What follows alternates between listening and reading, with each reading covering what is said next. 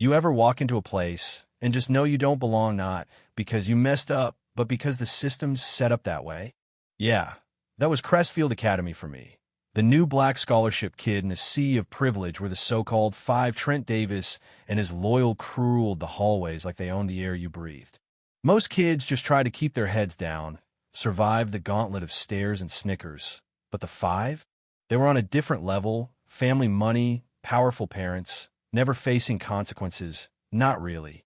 So when they corner me behind the gym for my initiation, thinking I'd just fold, I guess they didn't expect me to flip chase onto the concrete and walk away without breaking a sweat. One of you's gonna break first, I told them, calm as ever, and I meant it. You know what I mean?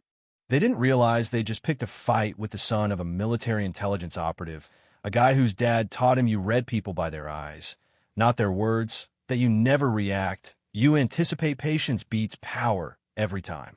I grew up learning to study weakness, to wait out the storm instead of trying to punch through it, and Crestfield, well, it was just another battlefield. The day after that little scuffle, the sun was shining all pretty on those brick walls and trophy cases, all that gold and marble like the place wanted to blind you to what really went on there. People whispered as I walked past, scholarship case, like I couldn't hear, but I kept my head up, remembered what my dad always said, let them underestimate you. Their mistake, not yours. First class, advanced calc, and right out the gate Trent had a crack wise about remedial math. I didn't even blink, just stared him down until his smile slipped a little. 15 minutes in, the teacher tosses out a problem, supposedly stumped his college students. I solve it in front of the whole class, quick and neat. Where'd you go to school? The teacher asks, and when I say East Side High, everyone acts surprised like brains and brown skin can't go together. Yeah, that happened. I sat back down and found a note on my desk. They always pick one. Be careful. Glanced up, caught the eye of a girl with curly hair, Cara Williams. She gave me the tiniest nod. That's how the first cracks started to show. By lunch, I'd already mapped out the cafeteria athletes by the windows, laptop kids near the outlets, artsy types in the mural corner. The five in the center, all attention on me. Sat at the only empty table, opened my sandwich and a book, tried to tune them out. Logan, always with his phone, snaps a pic, makes a feeding time joke. Didn't react, just kept reading. When Brandon accidentally dumped soda on my shirt, I didn't give him what he wanted, either. Changed shirts, walked out. Let them wonder. English class was the only break. MS. Carter, one of the few black faculty, gave me this proud smile. Said she'd read my Baldwin essay. I thanked her, and for a second, I let myself relax. But history was more of the same, mister. Lawson with his bow tie and fake politeness telling me to keep my urban slang to myself, even though I hadn't used a single word of it. I'll be more mindful, sir, I said, playing the part. Debate class was the kicker Trent, all confidence, bragging about his dad's economic stats. When it was my turn, I pointed out that under his dad, income inequality was up 17%, real wages down. Gave his source, too. He had no comeback, just glared. The room got real quiet after that. After school, I hit the basketball courts, hoping for peace. Nope, here comes the five again. All fake smiles and initiation talk. I kept my eyes on theirs, didn't even flinch when they tried to bait me. Brandon stepped up, tried to shove me. I redirected him, controlled his arm, spun him away. No violence, just control. One of you's gonna break first, I said again. Walked off. Didn't look back, but I knew something had shifted. That night, I was turning my dad's old USB drive in my hand, the one labeled insurance. Finally cracked the encryption military files, and one folder labeled local targets.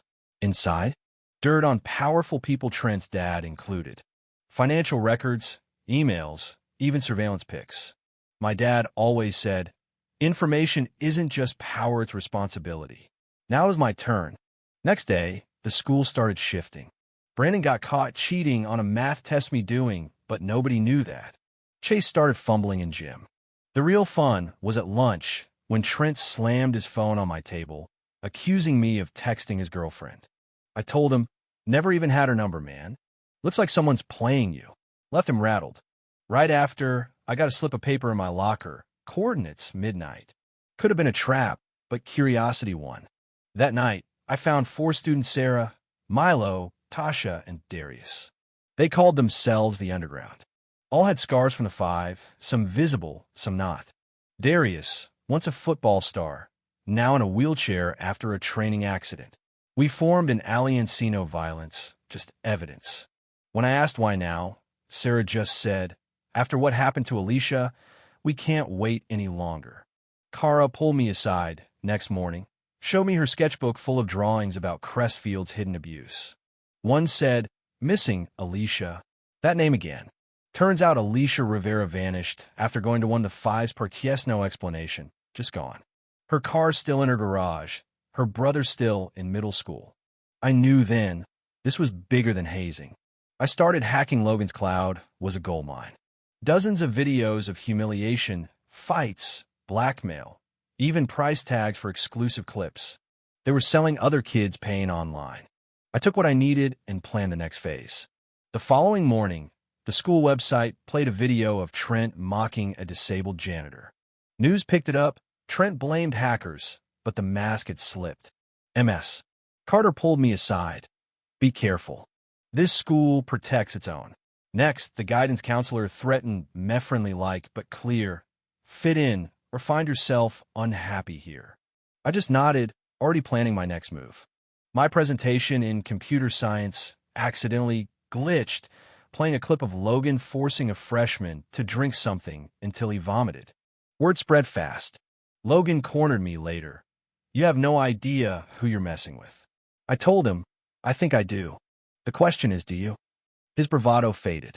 By now, I was being followed a black SUV, never too close but always there. Kara and the Underground met again. We planned harder, more careful. The aura around me was growing urban legend status. Some said vigilante, some hacker. Let them think what they want. I joined Student Council Tech Committee, using bylaws to force my way in. Kara sponsored me. While Jessica Baker rambled on about budgets, I copied financial files proof that Trent was embezzling. Didn't use it yet. Timing always. One by one, I targeted the 5. Brandon's login was fake to show him harassing teacher. She lost his robotics club spot, was out. Tyler, the weakest, I recruited with a burner phone, told him to record the others when the time was right. He broke, admitted Logan was blackmailing him. I promised I'd protect him. Kara's mural of Alicia was vandalized. "Rats belong in the sewer" sprayed across it. Logan's fingerprint was on the paint can, but his dad made sure he wasn't punished. Still, cracks were showing the 5 weren't untouchable anymore. Other students started rising up, some going too far. Tires, threats. I tried to rein it in. Evidence, not vengeance. Detention with Trent turned into a showdown. "You're just a pawn in a bigger game," he said. I smiled. I'm about to flip the board. Meanwhile, the SUV's driver was IDD Damon Russo, security fixer hired by the mayor. The threat level was up, but so was our resolve. We set a trap. A fake leak folder on the school drive, rigged to ping back when accessed. Worked like a charm. Milo tracked the access to Damon's motel. Now we had eyes on the enemy. The first domino fell when Brandon got expelled after his cyberstalking history leaked. Tyler's dad beat him after Logan ratted him out. MS. Carter stepped in, called child services. Kara found a hidden SD card in the girls' locker room, video proof of Alicia being drugged and dragged into a car registered to Davis Holdings. With careful timing, we sent it to the school board and media. The fallout was nuclear emergency meetings, the mayor denying everything. Trent lured me to his house for a talk. I went but wired hidden cameras in place. Mayor Davis tried to intimidate, confessing more than he realized. "You think you're special? Kids like you disappear. Is that what happened to Alicia Rivera?" I asked. Phones started buzzing. Turns out, our whole conversation was being live-streamed to the school auditorium. Police barged in, arrested the mayor. Kara found me outside. It actually worked. Yeah, it did. But the game wasn't over. Crestfield was a war zone now. Trent's breakdown went viral. Principal Whitmore tried to blame vigilante students, but the evidence was everywhere. MS. Carter warned me without proof they'd need a scapegoat.